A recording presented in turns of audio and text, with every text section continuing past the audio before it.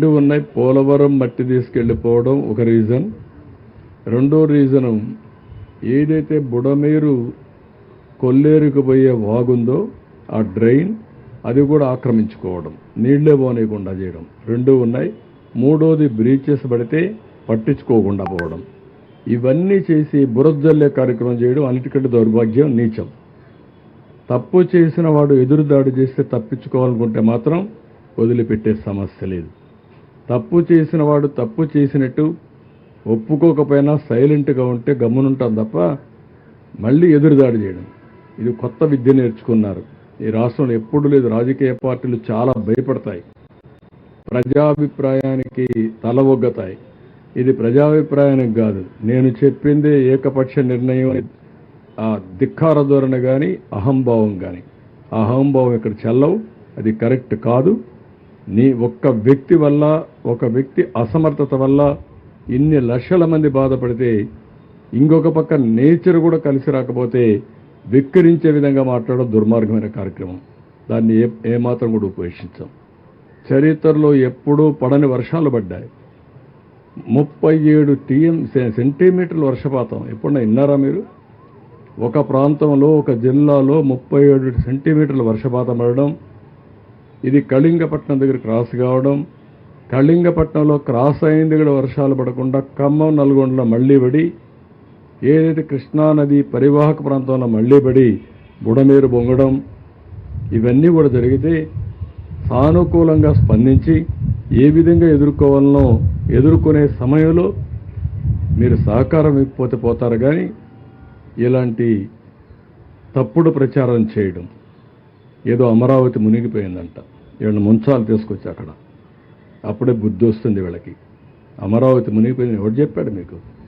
లేకుంటే అక్కడనే పోడ్చాల, వీళ్ళ శ్మశానం అన్నారు, అక్కడనే పోడ్చాల, అప్పుడే బుద్ధి వస్తుంది.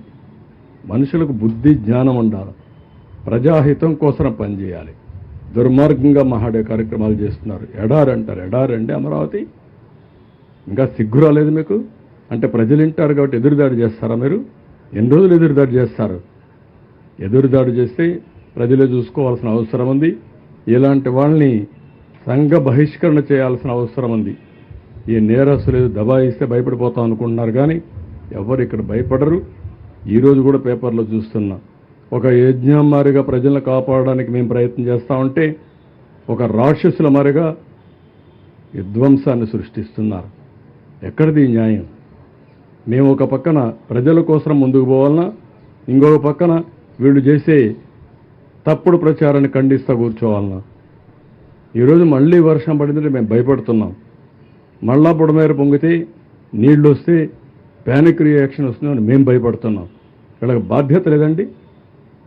వీడు సమాజ హితం కోసం ఉండే పార్టీ అంటే ఇది?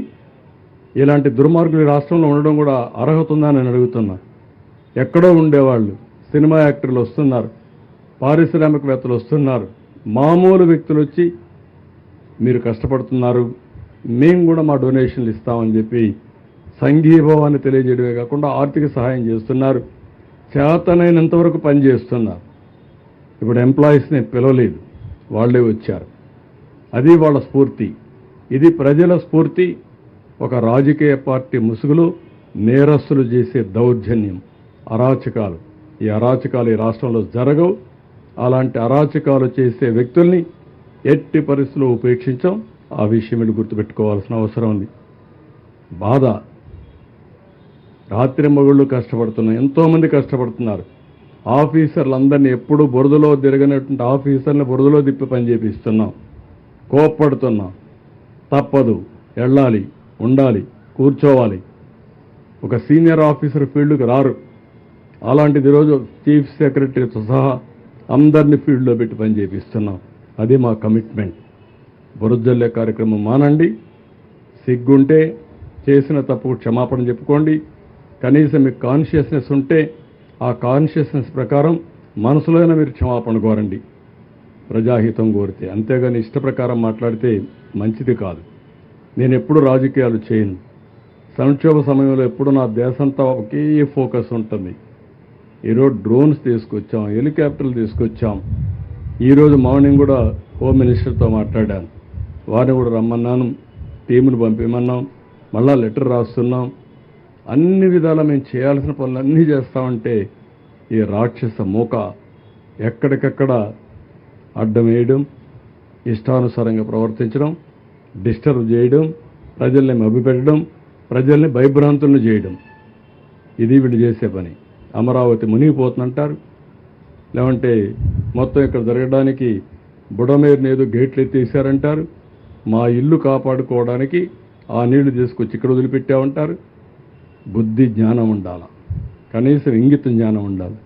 మాట్లాడేటప్పుడు ప్రజలు కూడా వాచ్ చేస్తారని ఆలోచన ఉండాలి.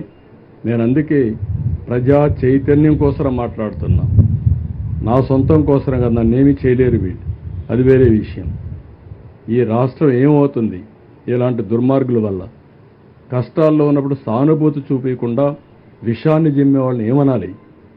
ఎందుకు ఇలాంటి పైశాచిక ఆనందాన్ని పొందుతున్నారు నాకైతే అర్థం కావడం లేదు. అందుకే చాలా స్పష్టంగా ఖండిస్తున్నా. ఎన్నిసార్లు చెప్పితే అన్నిసార్లు మీరు క్షమాపణ చెప్పే వరకు మిమ్మల్ని వదిలిపెట్టాను, గుర్తుపెట్టుకోండి. ఈరోజు నేను డీటెయిల్డ్గా అవసరమైతే 1-to-1 అమరావతి ఉంది, డే వారీగా ఎప్పుడ నీళ్లు ఉన్నాయండి అక్కడ? I'm asking all of you. చూశారు మీరు ఎవరు నీళ్లు లేకపోతే ఉన్నాయని ఫోటో వేస్తావు పేపర్లో, ఏదో పేపర్ అది ఏమనాలి వెళ్ళి.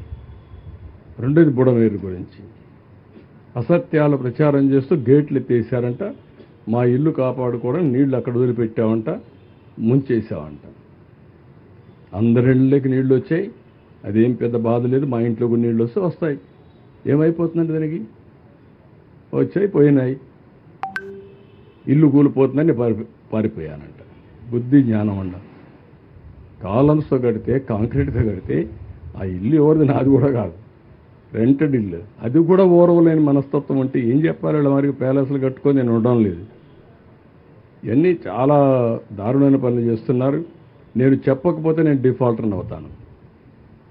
అందుకే ప్రభుత్వం 2 కార్యక్రమాలు చేయాలి. యజ్ఞం చేయాలి, ప్రజల బాగు కోసం సేవా కార్యక్రమాలు చేయాలి, రాక్షసుల్ని ఎదుర్కోవాలి, వాళ్ళతో యుద్ధం చేస్తూ యజ్ఞం చేయాలి. ఆ పరిస్థితిలో ఉన్నాం. ప్రజాస్వామ్యులు ఉండవు. ప్రజాస్వామ్యులు భయపడతారు, కానీ మళ్ళా రాక్షస రాజ్యాలు గుర్తొస్తున్నాయి. ఆ రాజ్యాల్లో ఏ విధంగా రాక్షసులు ఉండేవారో అవన్నీ గుర్తొస్తున్నాయి. Thank you.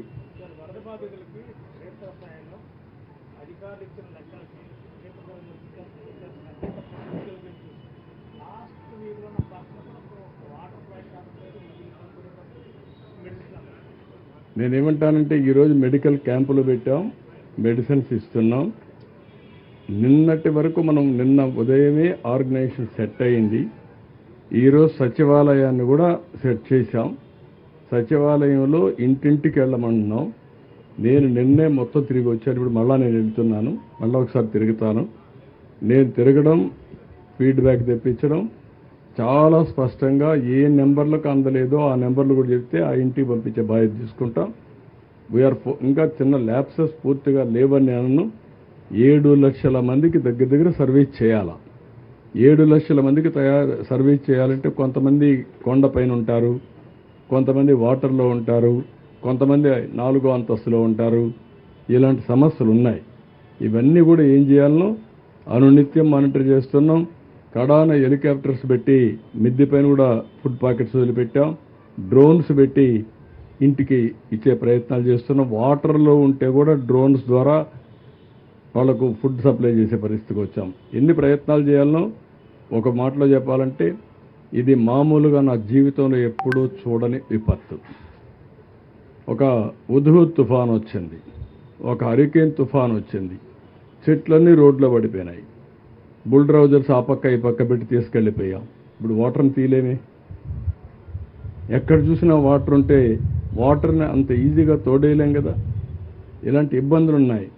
కానీ ప్రజలకు జరిగిన నష్టం భయంకరమైంది, చాలా సఫర్ అయ్యారు. నేను దాంట్లో అనుమానం లేదు. దాన్ని ఏ విధంగా అధిగమించాలో అన్ని విధాలు అధిగమిస్తాం.